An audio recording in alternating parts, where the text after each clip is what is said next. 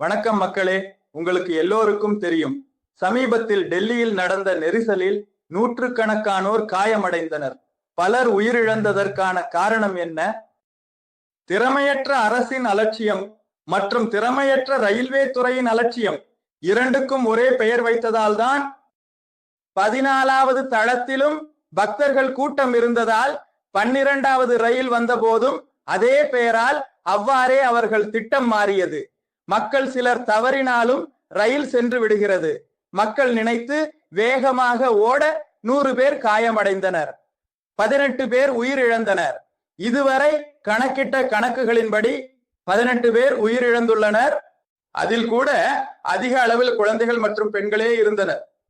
16 பேர் பெண்கள் மற்றும் குழந்தைகள் உயிரிழந்ததாக நாம் செய்திகளை பெற்றோம்.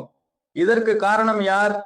நாட்டில் இன்று இந்தியாவில் ரயில்வே காலனி அட்டவணை பயந்திருக்கும்.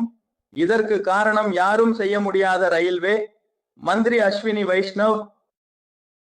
லால் பகதூர் சாஸ்திரி ரயில்வே மந்திரியாக இருந்த போது ஒரே 110 நடவடிக்கை நடந்தால் அதற்கு பொறுப்பேற்று ஆஸ்கார் ராஜேஷ் அந்த துறையிலிருந்து விலகி அவர் மந்திரி பதவியை ராஜினாமா செய்து ஆனால் இன்று நாடு இந்தியா கற்பிக்கிறது. அது ஒரு தொழில்நுட்ப குறைபாடு. குறுகிய கால ரயில்வே துறையின் திறமையின்மை காரணமாக ரயில்வே மூலம் அவர்கள் சர்வதேசத்தை நன்றாக தெரியும்.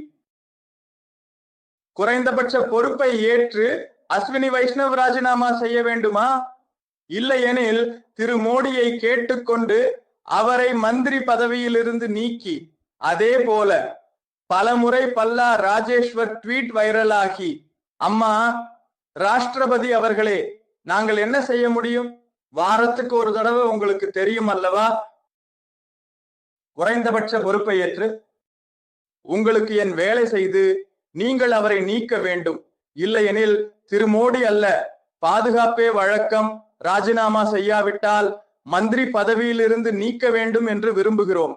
ஏனெனில் அவர்கள் 100 பேர் பாக் ஆதரவாளர்கள் மகிழ்ச்சியுடன் அந்த ஸ்ரீசைலத்தில் குதிரை போல் ஒவ்வொரு முறையும் தலைநகரம். இந்த கும்பமேளா மூலம் உங்களுக்கு மிகுந்த மகத்துவம் கிடைக்கும்.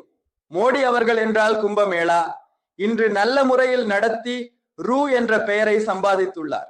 நடத்தப்பட்ட தர்மாசனம், ஆனால் அதன் மூலம் உங்கள் பெயர் வரும் என்பதால் அந்த பெயர் குறைந்தபட்சம் பெயர் வருவதற்கு வழிவகுத்தால் உங்களுக்கு கொஞ்சம் ஏதாவது இருக்கும். ஏனெனில் ஒவ்வொரு முறையும் அலட்சியம். அதற்கு முந்தைய கவனம் செலுத்த வேண்டும் என்று முதலில் யோசனை கூட அஸ்வினி வைஷ்ணவ்